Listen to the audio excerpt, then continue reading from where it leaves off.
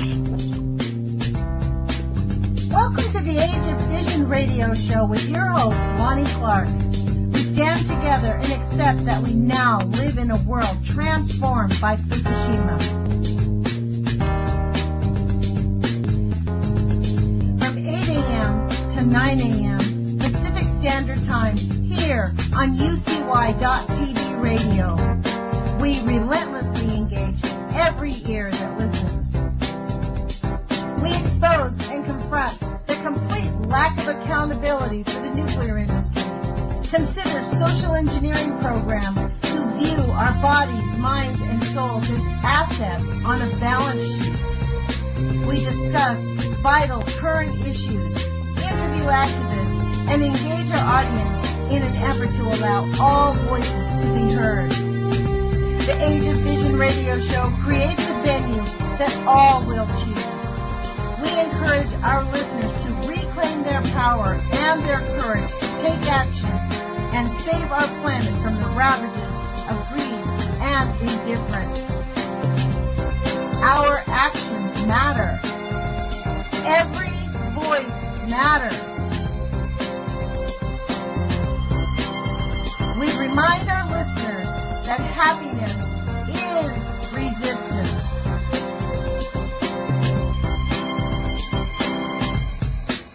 Love is greater than fear.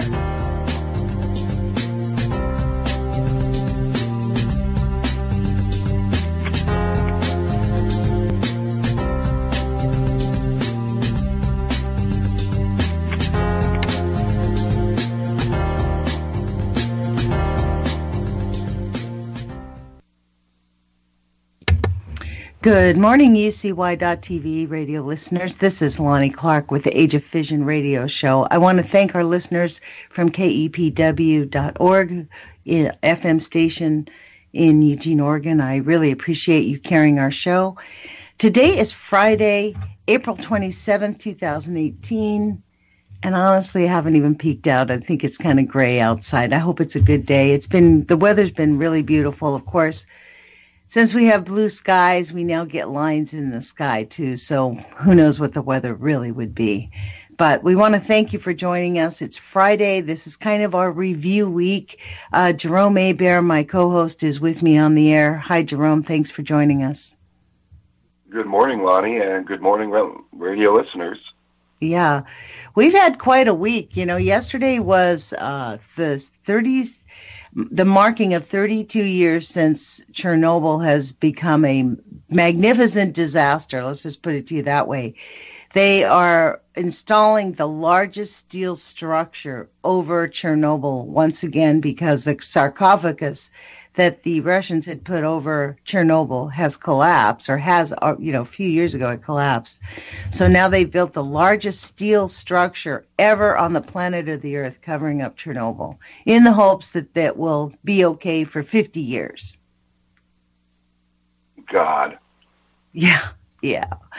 That doesn't count Fukushima. Like they're saying that Chernobyl's the worst disaster that's ever happened in the nuclear industry. While they're not counting on the fact that Fukushima, 8 years later, now has nuclear meltdowns that have been going on for 8 years, pouring, 300 to 400 tons of radioactive contaminated waste into the Pacific Ocean. Daily. Every day. 7 days Every day, right. So this is a welcome to our new reality. This is why people check out on this issue, because it is just so overwhelming. It's like everywhere you turn, there's just like another big mess, another big mess, another big mess. And the government has absolutely no accountability. The contractors who do this have no accountability. The people who work there have no accountability.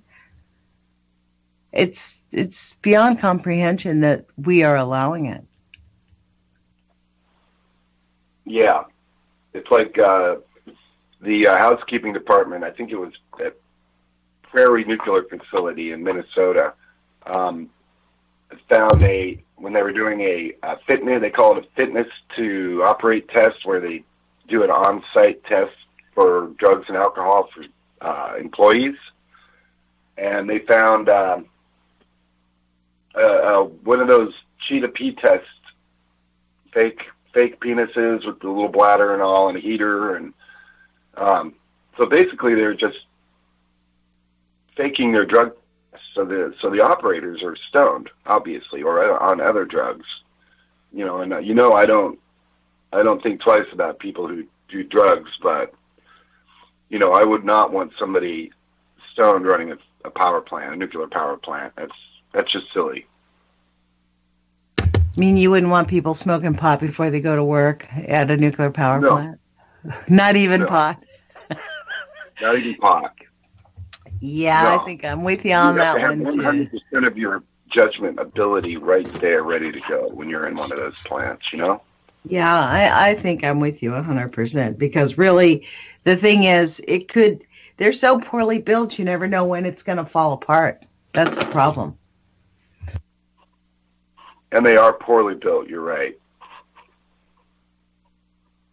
It's terrible. I don't know. I actually feel like, me, I mean, I think I said this last Friday. At what point are the masses, people are not even aware that they're really being poisoned. I mean, it's this idea that we know we're being poisoned by GMOs. We know that, right? We know we're being poisoned by the air. But to think about radioactivity and nuclear contamination, I think people in the back of their heads really believe that it's not that bad because they don't see the immediate effects. And when you go to the doctor and find out you have cancer, the doctor never says, oh, it's because you live next door to a nuclear power facility, or your child gets diabetes, or they're autistic. The diagnosis is there's never what could have caused this would be nuclear. Never. Exactly. Those words don't even pop up. And if you happen to ask your doctor about it, you're likely to get hostility. Yeah, and as well, I was yesterday covering an article that stated in many hospitals in the United Kingdom, actually a predominance, people die 20% to 25% of the time, depending on the hospital. Some of it goes as high as 48%. From the first round of chemotherapy, not their cancer. So what kills them is the chemotherapy, but what goes on the death certificate is cancer. Yeah, I know. I've heard that. And actually, there's a group of doctors who actually absolutely refuse to use chemotherapy. There's a huge lot of doctors who say it's not worth it because they see, in fact, that statistic that people die. This is the interesting thing about that statistic. 20 to 25% of the people die from their first round of chemotherapy. What they don't tell you about is that most people subsequently die from their chemotherapy. You die. The chemotherapy, and it doesn't kill you right away. It doesn't kill you after your first round. But the majority of the people actually die from their chemotherapy because the dose is accumulative. So in 3 to 4 years, you've gotten your chemotherapy, you get a different kind of cancer. It's been caused by your chemotherapy, or your cancer comes back. That's, in fact, often what happens is the cancer returns. How does a cancer return if they really got rid of it using radioactive contamination? This is a thing I don't understand, Jerome. DNA damage. That's what people need to understand about. It's not like a cause and effect one-time thing where, I got a dose of radiation, now I got cancer. Okay, good, I'm better from the cancer, life goes on. It's like your DNA is still damaged. Cells are still not going to be able to reproduce themselves accurately, and therefore you're going to get cancer. So it's not, you can't cure cancer because cancer is caused by DNA damage. And when you damage your DNA, it doesn't recover. It's not like every other thing on our body. DNA does, to a certain extent, heal itself, but once the code is broken enough to where you start having tumors, well, then the code is broken. You have to get new, you would have to literally remove and retransplant somebody's DNA with new, fresh DNA that actually works to stop the cancer. So cancer is I think it was initially, Lonnie, as a genetically and evolutionarily, it was a way to help control our population. A certain percentage of every population of critters and whatever they are, alive things, are going to get this. It's just DNA's way of purifying the gene pool. But, we're intentionally damaging our own DNA. And once you do that, you're screwed. I mean, pardon my language, but you are. There's nothing you can do to fix broken DNA. It's like putting a giant magnet on the hard drive of your computer. And then when Windows or whatever doesn't boot up, going, well, maybe I can go in there and move around some, maybe if I get rid of this or add some new code, maybe that'll make it work. But it won't, because the base thing is broken now. Well, the base thing is you don't put what gave you cancer into your body. The idea of using radiation is absolutely insane. Dr. Circus has a really good whole article on this on Dr. Circus, SIRCUS.com. You and I both interviewed him. I mean, he literally has testimonials of people who have had prostate cancer saying, hey, I went through the normal radiation treatment and it wasn't working. My cancer was coming back. I talked to Dr. Circus and you know what? My cancer reversed.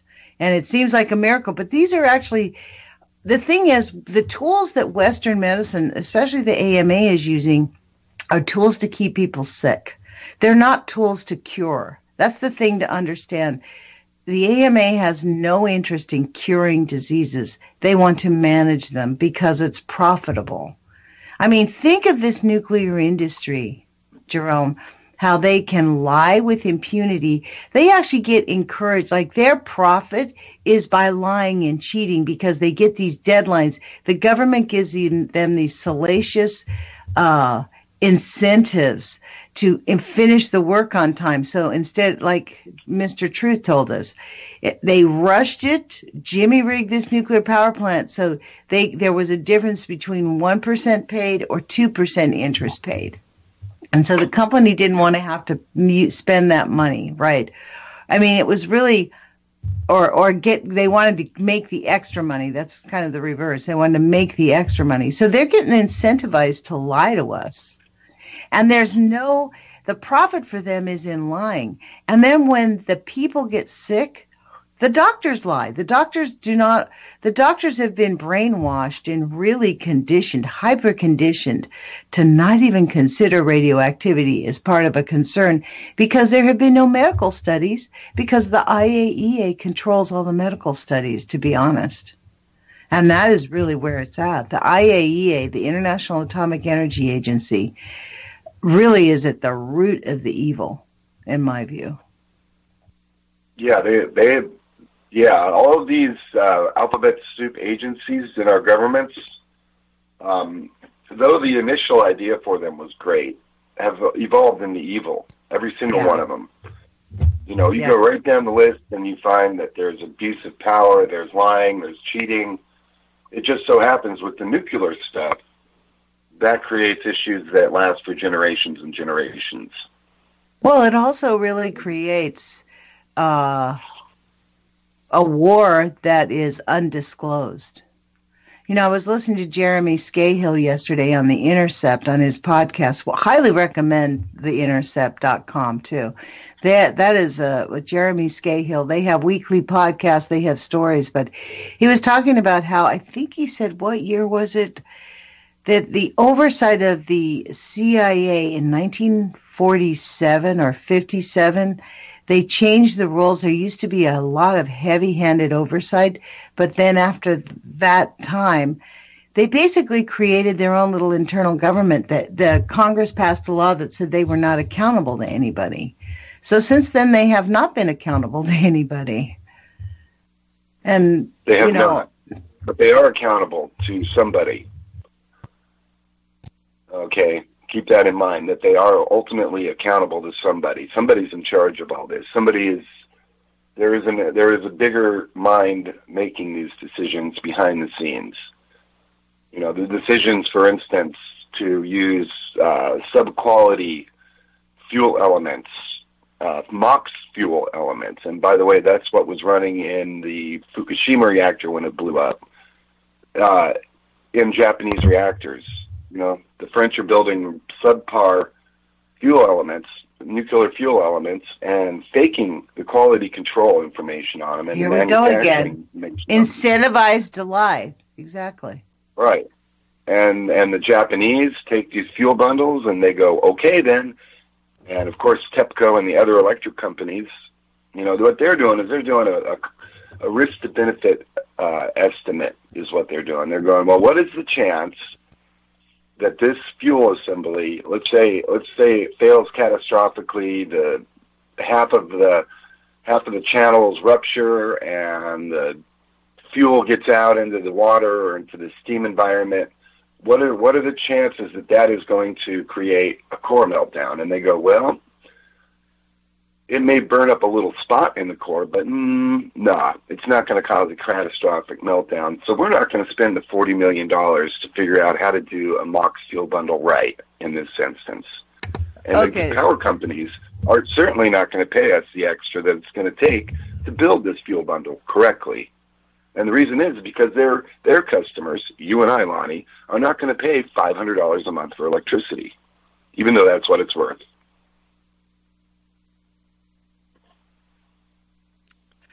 I think people will pay $500 a month. I think that's not true. People will pay whatever. And I mean, I don't understand what you mean, even though that's what it's worth. You kind of got me off track on that one. What do you mean by that?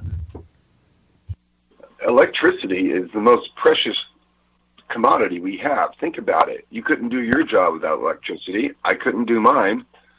Your car wouldn't run. Our houses wouldn't heat. Electricity is the thing that makes our lives livable. Okay, but that's such a false. But there are ways to get electricity that's way cheaper than what we're doing it. A. I agree. And B. I agree. I disagree with that premise. I really disagree with the premise that the life would end.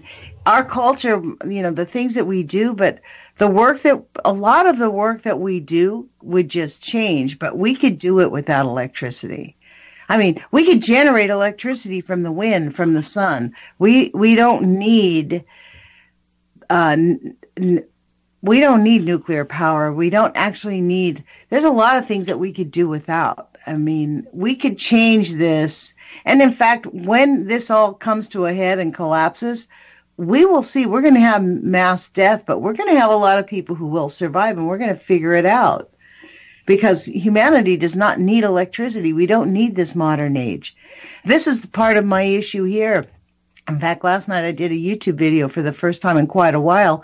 Part of the reason I haven't is like even this radio show, we're part of the chatter, like the overkill of information. There's just so much out there.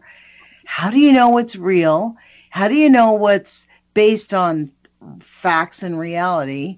And how do you know that it's there just to manipulate you? It's kind of like, we're talking about the cost. So check this out. I went to the IAEA page where you were just talking about them. And on April 26th, now this is on the IAEA.org, the official site of the International Atomic Energy Agency. April 26, 2018. This is hilarious. The IAEA hosted its first ever in how long?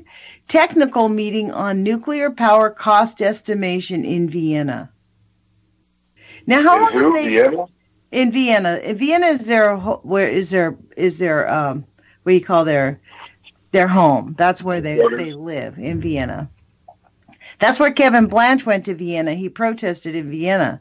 They were having spent fuel pool conference there, and Kevin wanted to go, and he stood outside and protested. Wow. Yeah, that's when he went to Europe. But this is the thing. This is what blew me away about this article. How long has the IAEA been doing this? And they're hosting their first ever technical meeting on nuclear power cost estimation. You know why they're doing it? Because these greedy pigs have been doing this for so long, digging in everybody's pockets, and now people are going, forget it. Nuclear is not worth it. It's way too expensive because of these negative incentives, right? So it's just how. Hello? Hi, I had to mute the phone. The phone rings at 8:00 now. Sorry about that, guys. Yeah. People think I start my business at 8:00. No, I don't actually. So, I I don't know, Jerome. The thing is, we have lived our lives, our children and our grandchildren, they won't, like us, we didn't know anything else. We're the first nuclear generation. What do you mean by that? You mean the first generation of people who were around when they had nuclear power? Well, not just nuclear power. We're the first we're the first generation of nuclear testing. They started the testing in the 40s and the 50s. I mean, our generation, the baby boomer generation, is the nuclear bomb testing generation, the first one ever. And so we did get blasted harder than any other generation that we know of, generally speaking. Mm-hmm. And that would include Chernobyl and 3 Mile Island and all of the other leakage and all of the other radio medicine, which is putting huge amounts of radiation. Yeah. Most of the NRC's event notification reports are actually about medical incidences, Lonnie. I read one last week where a source, a radioisotope source, they keep it in a lead box and they put it where they want it to irradiate, and then they just drop this stuff through a metal tube, and it just irradiates the area, and then they pull it back with a wire back into the metal box. Well, apparently, this poor patient was on the bed getting radio treatment for cancer, and their source just got stuck in the guide tube, they call it. Oh, and that means that they couldn't, and for like 20 minutes, wow, this guy ended up getting 6 rads in his thighs, or her thighs. And it could have been a child for all we knew. Wow. That's the kind of incidences that we're seeing. We're seeing Tom, Dick, and Harry, Joe Doctor, Joe Radiologist, going, oops, did I overdose here? Or, oops, did I underdose here? Or, oops, what? I thought the source was back in the tube, stuff like that. You know what's really bad about that? The technology is faulty, right? Just the machinery, the way they use this faulty machinery. And yet the people administering, imagine how that doctor and all the nurses in the room felt. Imagine all the people that were assisting him, everyone along the line. They know that, in fact, this is part of my issue with the American Murder Association. It's this very same thing. All the way along the line, they're all complicit. Like, attempt to go to a hospital and talk to a nurse and say, I want to talk to my doctor. You're not going to get the doctor. He's not coming in. He might give you 30 seconds. He does not have time for you. It's not on his schedule. Right. So is that your phone? Yes, and there's no muting my phone, you guys. I apologize for that. But unless the phone is right there, maybe I'll just go get it, and if it rings again, I'll mute it right away. But you'll still hear it. Well, yeah. I can sit here in Babylon. Okay, Babylon. Yeah. So, indeed, folks, so Lonnie's going and getting her phone. We're being dosed and dosed and dosed. If you're in your 30s to 60s right now, pretty much your whole life you've been getting dosed, and unnecessarily. They give us cancer, and then they give us more of a dose to get rid of the cancer, which, of course, wouldn't cause other cancer, and they're going to be certainly professional about it. They would never give us 6 rads by mistake, would they? Yes, they would, as a matter of fact. They would do that by mistake. Yes, they would. Imagine the radiation burns on that person's skin, inside of their muscles, their bones. See, that's what I think people don't understand about radiation and how it burns you. It burns. It doesn't just burn like a sunburn. I got a radiation burn. No, the cells under that, and the muscles are burned, and the bones are burned, and the bone marrow is burned, and the blood cells that were in that area are burned. Burned, Lonnie. Like, the worst possible sunburn you could imagine. Imagine that going all the way through your, not just skin, but your muscles, and even feeling it in your bones. And you think you don't have nerves in your bones? Guess again. We need to get away from all of this, and there is an inevitability that says it's never going to happen. We're going to probably end up killing ourselves off with it, and that's just so sad. because humans are so beautiful in so many ways. You know, we have capability to be such incredible creatures if we cultivate that within ourselves. Unfortunately, we're not really doing that. So so that's why I speak out every day.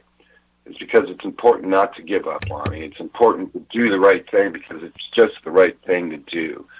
You know, when somebody offers to let you do a half a job, say, okay, and then go ahead and do the whole job anyway, because that's what you should be doing. You should be doing the whole job. You should be finishing it completely. I don't know if we can finish it, but this is... See, this is what I think. You and I are not in positions to where we can create the solutions, but our positive thoughts and our positive energy and our efforts and creates the space for that energy to be invented. I actually think that there are solutions. I've talked to people that have talked about solutions that are out there that are actually being repressed. They're literally, it's almost as if there's murder by design on this nuclear whole target. That's, I guess, to me, this is why I think the geoengineering and the nuclear contamination, they have known with nuclear weapons and with nuclear, there's been enough scientific study from way back. We don't need another scientific study to tell us it's harmful to human health.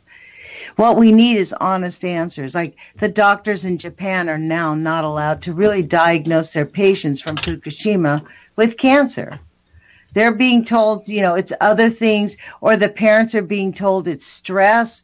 I read that article the other day about how the diabetes is being caused by their change in diet and their change of lifestyle. The denial because of the meltdown of the power plant. Yeah, the question is, Jerome, how do we change that paradigm? I guess that's what you and I, you know, what we want to do is change the paradigm. We want to change the conversation because the nuclear industry has had control over the conversation for a long time. It's 32 years of Chernobyl, and most people think Chernobyl stopped and that Chernobyl's okay.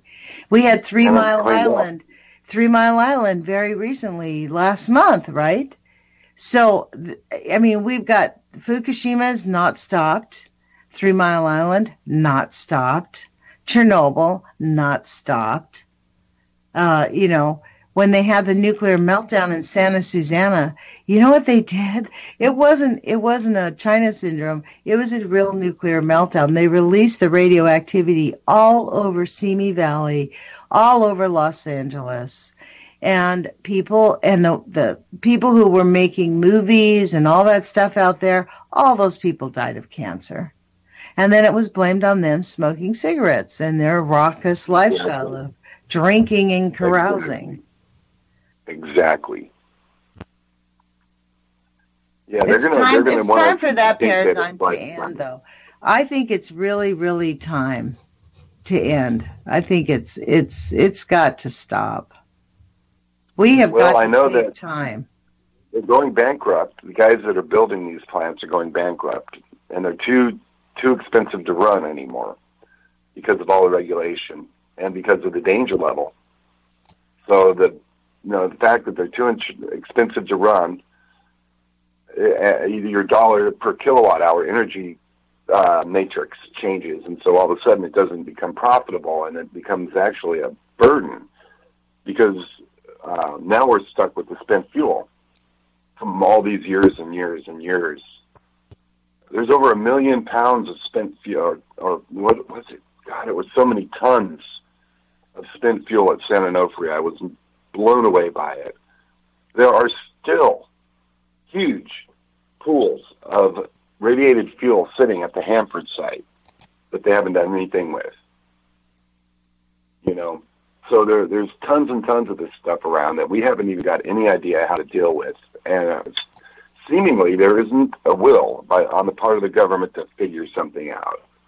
They came up with a couple of ideas, and they're going with them, whether they're going to work or not. You know, think the whip, you know, which has been proven to be loaded with faults and groundwater and all kinds of issues, you know. But do they try to stop and go, okay, we can't do that then? oops, we spent $47 billion, and oops, ended up with a big cave system. Time to move on. The whole thing will fill itself in, and you'll find a new place. But we aren't. We are shipping radioactive waste to the waste isolation pilot plant. They're just able to put it into the parts that aren't totally contaminated yet. Well, I don't think the workers aren't going to be sick from all this later. Well, it's also still collapsing. They didn't resolve the issue. Those are salt domes. It's not being done. It's the contamination. This is really not a solution. And this is the thing. I don't want to say we are shipping it. We, like you and I, us, the people, it's the military, it's the government. It's that system that is, it's like out of control. Let's just put it to you that way. I mean, Mike Pompeo, let's be clear. In America, Mike Pompeo, it has been appointed as Secretary of State. And John Bolton is Trump's advisor. And what's that lady's name that's trying to get through? Kathy, I forget her name, but she was like the Graham. I think that's the wrong name, though. I could probably find it in a hot second. But, she was a woman who oversaw the waterboarding and thought that waterboarding is fine. So we have a government that is really bent and positioning itself on assaulting the world. And that is exactly what the nuclear industry, this is why, the nuclear industry is really, they're looking for a renaissance in this new time, because they really believe that the money that this is their money, they are entitled to it, and we have to give it to them if we want to be protected. Exactly. Yeah, our government has not represented us since they came up with nuclear power. Not at all. As soon as they had the first nuclear bomb, as of the Manhattan Project, our government became a corrupted, evil thing, not bent upon the productivity and health and goodness of the citizens, but on the death of other citizens. And we're keeping them safe by killing them. They're not even smart enough to begin to understand what we're really doing for them. Okay, this is the kind of nihilistic behavior that has caused governments to fail and countries to go away over and over again, and it will happen again. People think of the great and mighty United States, which has been around for a speck of time and could be disintegrated very quickly. If you took out Houston, Los Angeles, New York, and Chicago, okay, that would be it. No more United States. It would be gone. The government might try to control it, but every soldier would drop his gun and go straight for his family if he could find them. It would be gone. Every cop, every fireman, everybody, every paramedic, every doctor, they're going to go and they're going to take care of them and theirs. And the government will quickly cease to be. And I don't, think people understand that we aren't really that great and mighty, and we have not been around for that long. Jerome, I cannot tell you I disagree with you 100% on that. 100%. I guarantee you they have an alternative plan. We have the greatest military on the planet. We have more military might. You think that would not be turned on our people to get us into line if our country got attacked? If we lost Washington, D.C. and New York and Los Angeles, somebody was to do a targeted effort. Houston, they took out, let's say, 4 huge cities. You think we would not have militarized police and people rounding us up and saying who's doing what and who's doing what and getting us, and we'd all be scared. Most Americans would be so scared they'd be handing the cops their identification. Please help me. Here I am. Check me out. I'm safe. Please take me to the FEMA camp. I need clean water. To help me and my kids get into the FEMA camp. Make room for us. Right. That's what would happen. We are big, and not us. We, the people of the United States. Fortunately, this is like on the upside of that. This is why it's good that people in the United States have not given up their weapons. And we do have people with pretty high-powered weapons because it is, if that were to happen, and God forbid, I hope it doesn't. To me, the more likelihood is not that a nuclear facility, nuclear bomb would happen, but more likely some gigantic earthquake's going to happen, and we're going to have a string of nuclear facilities on the West Coast that collapse like within a very short period of time of each other. That is a greater and scenario. Also in Europe too. A lot of the European facilities are old, and a lot of them are also graphite cores. Are they sitting on top of earthquake faults? Well, what happens is the graphite degrades over that many years of being irradiated, and it becomes brittle, and it starts cracking, and it'll literally just crumble. I mean, if it gets a good bang, it'll shatter like glass. And so these fuel rods and the whole core is basically suspended by these graphite bricks.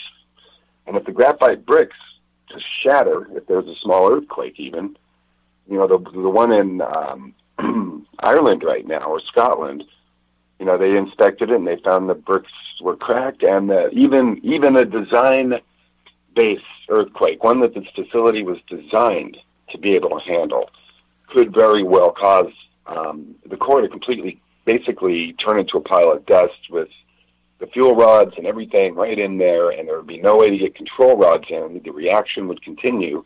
There would be no way to cool it.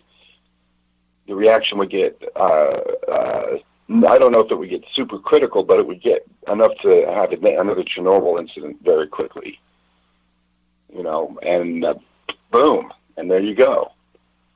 It wouldn't take much to take out a lot of on the planet. A lot of facilities are old. They're 60, 70 years old. They've been getting irradiated since the 40s and the 50s. Well, that was my point here. I think they are taking out a lot of our planet. I mean, birds are falling from the sky.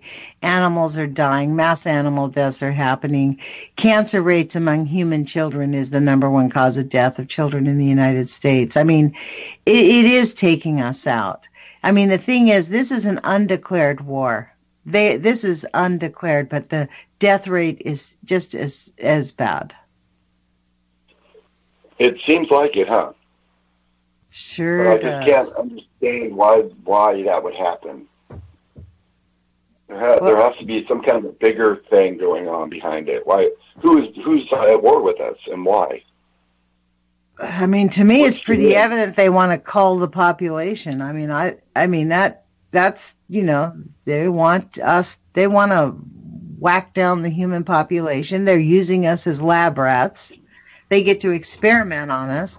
They're hoping for eternal life, or ways to discover, to keep their little lives and their little families in perfect health. And, they can insulate themselves, or so they think. I mean, this is the ironic part. With no regard for the magnificent beauty of our planet or each other, every single life is precious.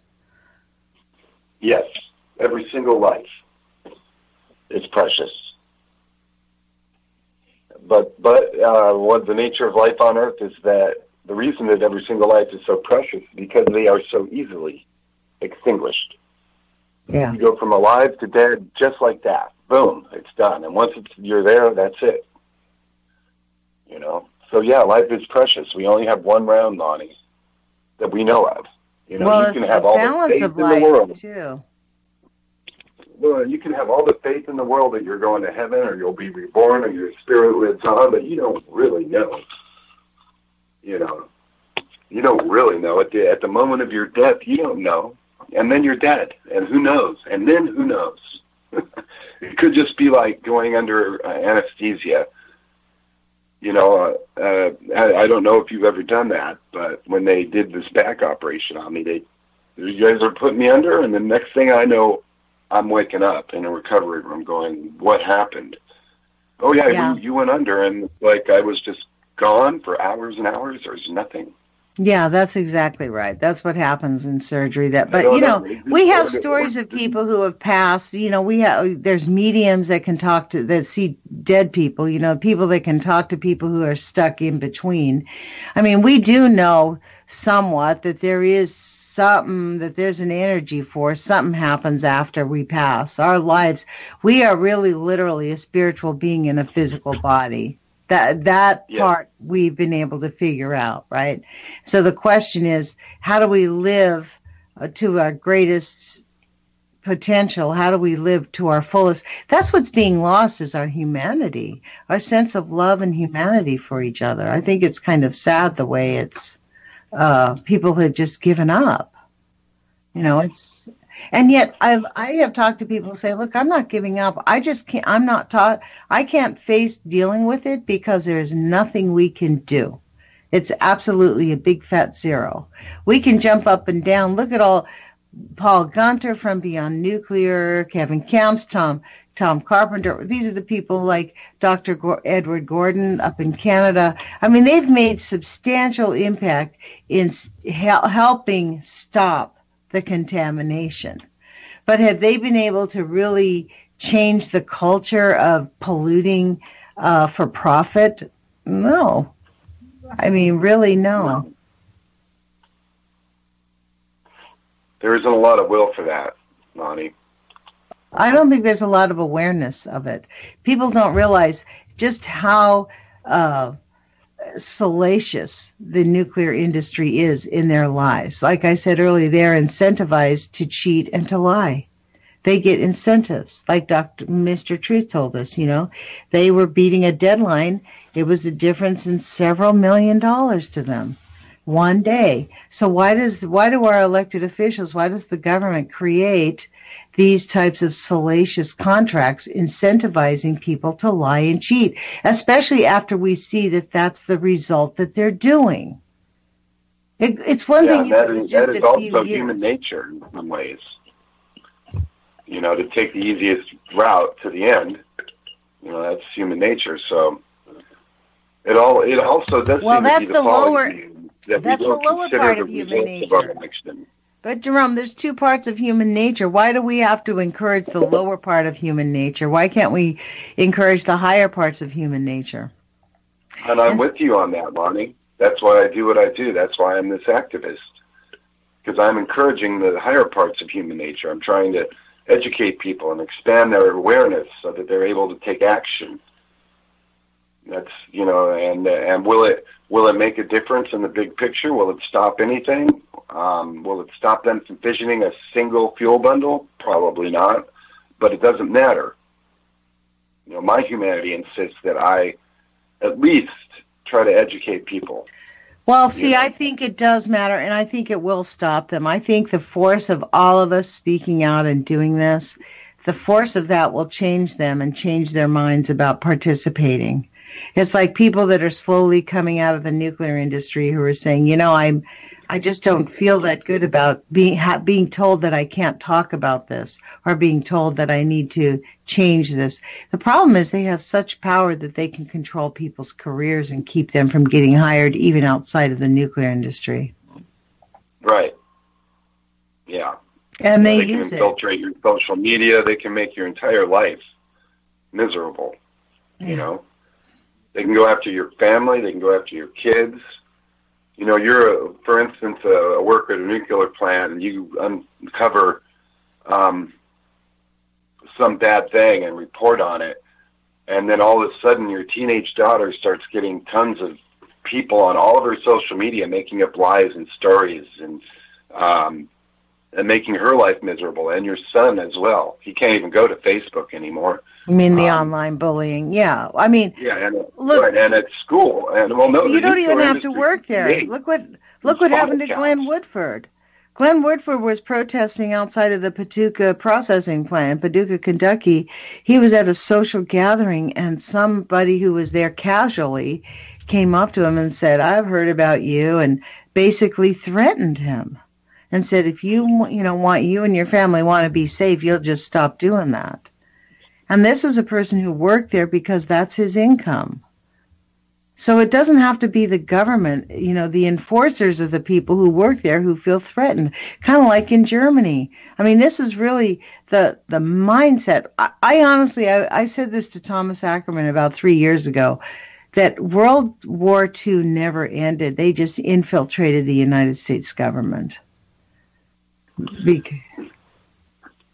It's just beyond comprehension.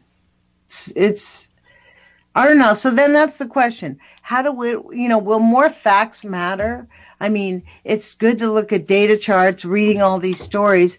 Yesterday was this, check this out, in the New York Times, which is kind of a right-wing rag in my view, a left-wing rag, still flying an 86 Ukrainian pilot who survived Chernobyl disaster.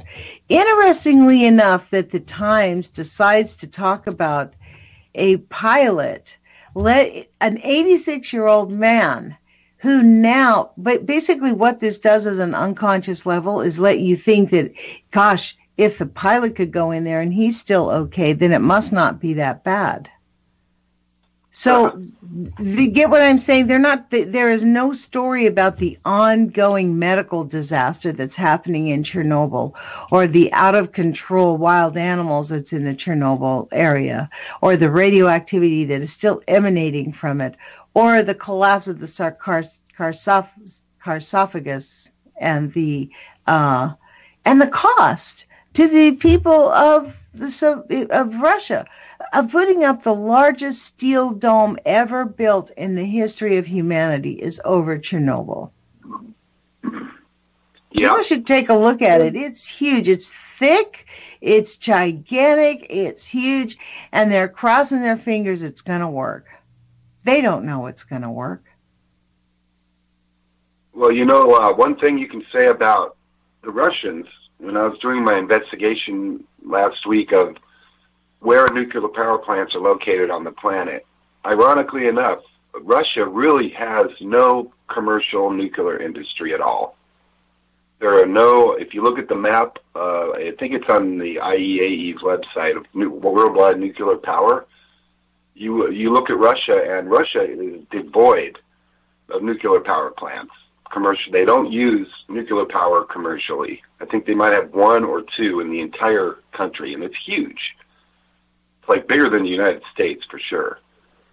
So pretty much, I would imagine, even and ironically enough, probably one of the most nuclear safe places on the planet is central Russia.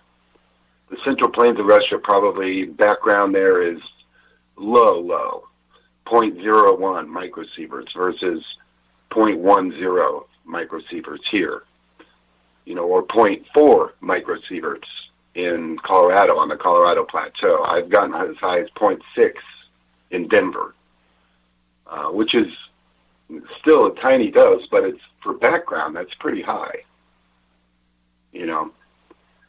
So, I don't know, Lonnie. I don't think 0.6 is a tiny dose. Do you know what it used to be?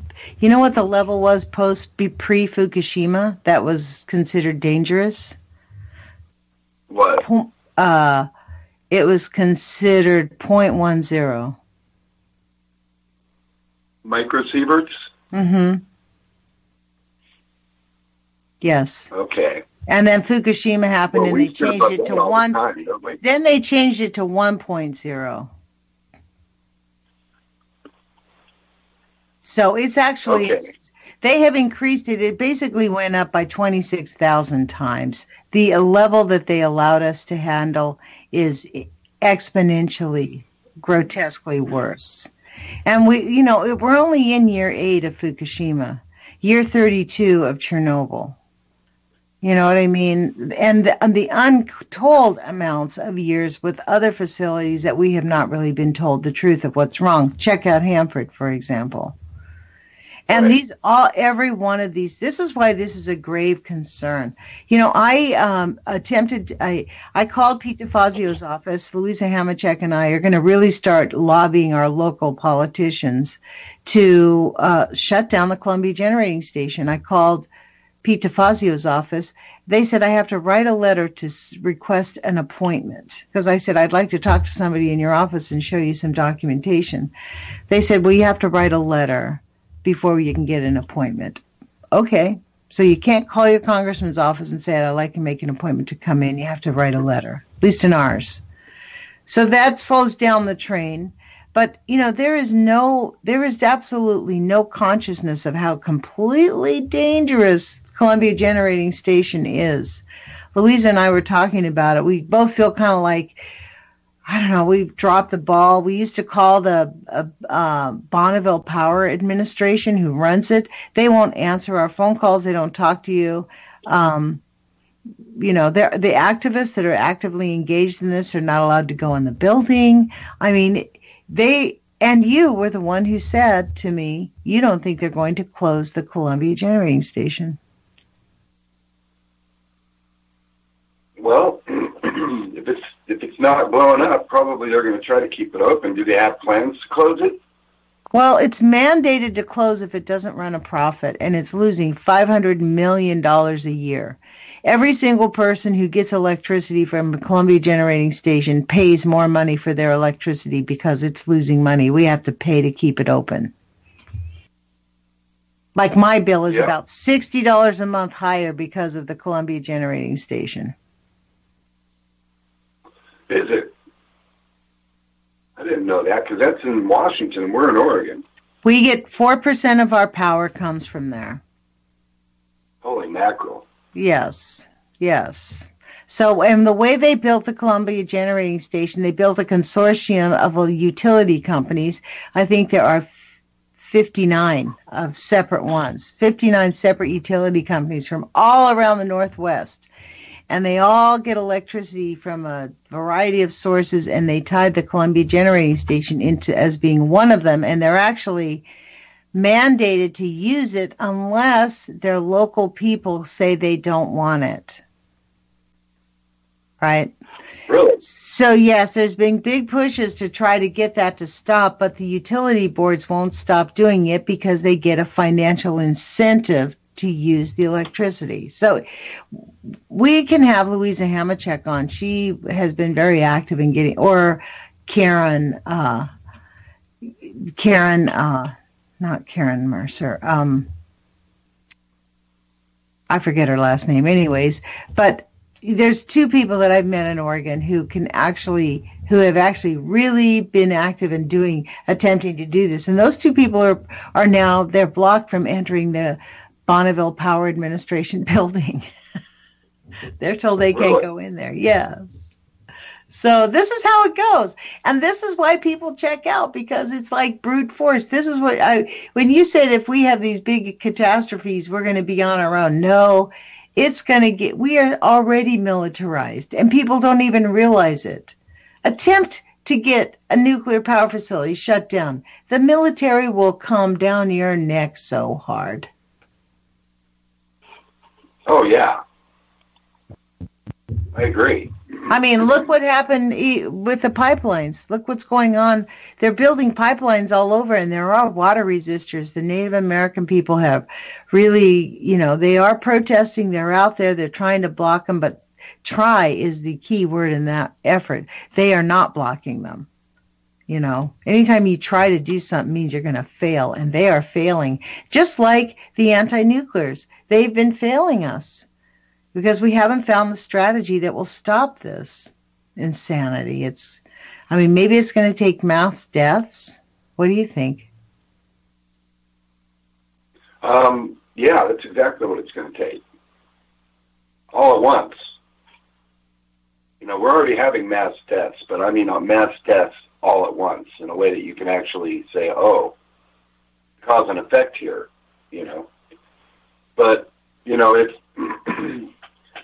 another Chernobyl-level event in the United States would shut down nuclear power in the United States, Lonnie. People just wouldn't be having it anymore.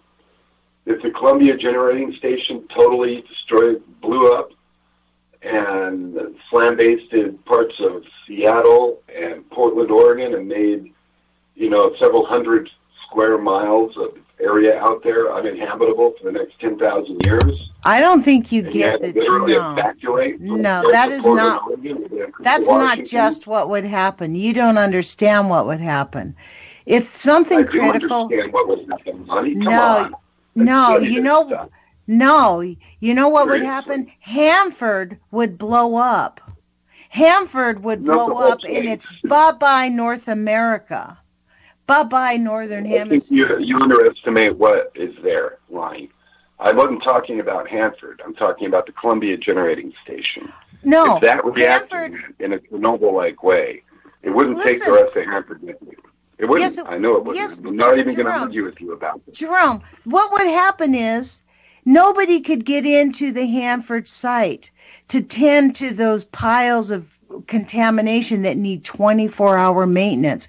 We have crews on Hanford that are working 24 hours in small piles of contaminated nuclear waste that needs to be tended 24 hours a day. If something happened at the Columbia Generating Station, a little bit more than 15 miles away, the zone of contamination would be too great to get into Hanford. And after 72 hours, Hanford would turn into a big ball of fire that nobody could ever shut down. And not only that, the blowing up might actually create an earthquake. It could get but just having Hanford blow up, it would cause a fire and nuclear contamination that would blow east, that would contaminate the entire northern hemisphere. To be honest, Hanford is this is what makes the Columbia Generating Station the most dangerous nuclear power plant in our country, is its proximity to Hanford. That's what I mean. I don't think that Columbia Generating Station would cause Hanford to blow up, but what it would do is prevent anybody from getting into Hanford to work on it for at least 2 weeks because the site would be too hot. And then Hanford would blow up because nobody can go in there. It's less than 15 miles away. If there's a nuclear contamination, anybody that goes within 25, 30 miles will be dead in a very short period of time. Period. You have to get away from there. You cannot stay in there if there's a criticality. Look, it took 2 weeks for people to go back in there at Fukushima. And that is exactly what would happen at Hanford, right? People would say, well, we can't go back to work for 2 weeks. And Richland would probably be evacuated, yes. But what would happen is they don't have the robots. They don't have the ability to maintain the 24-hour work. It could cause a criticality that is untold. That's why I think the Columbia Generating Station needs to be shut down immediately. Yeah, I'm with you on that. I could 100% support that. It's the fact. That's why But if it did melt down, it would not take North America with it. But it would cause a cascade of events that could take North America with it. That's right. So, that's right. That's right. Thank you for clarifying that, Lonnie. I'm sorry that I got so argumentative. That's all right, because really this is how people think. No, it wouldn't. But yes, we forget about the elephant in the room, which is Hanford, and this was the insanity. Its proximity to Hanford. It's completely insane. It's way too close. If they had built it 20 miles away farther and it was only like 35 miles away, okay, maybe because there's a 50-mile zone. You can at 35 to 50 miles, you don't have much time, but you could get in there and get some work done. Wow, you know what? I see that the time is escaping here, so we've got less than a minute left. Wow. So, Jerome, this has been Hi, Lonnie. Thank you for our listeners for joining us on Friday on these Friday reviews where me and Jerome are going to be on the air together talking about things like this. And hopefully one of us will be able to figure out this Skype thing. Unfortunately, we're both not heavy on the techno stuff. So we do have some technical issues on this show, which flying by the seat of our pants, we're attempting to figure it out. So we really do appreciate it. Thank you, KEPW, for sharing our radio show with your listeners. Listen to Jerome Hebert, the sane environmentalist. My name is Lonnie Clark. My YouTube channel is called Nuts for Art. Please dig in your pockets and make a contribution to UCY.tv. Talk to you guys on Monday. Put your courage feet on.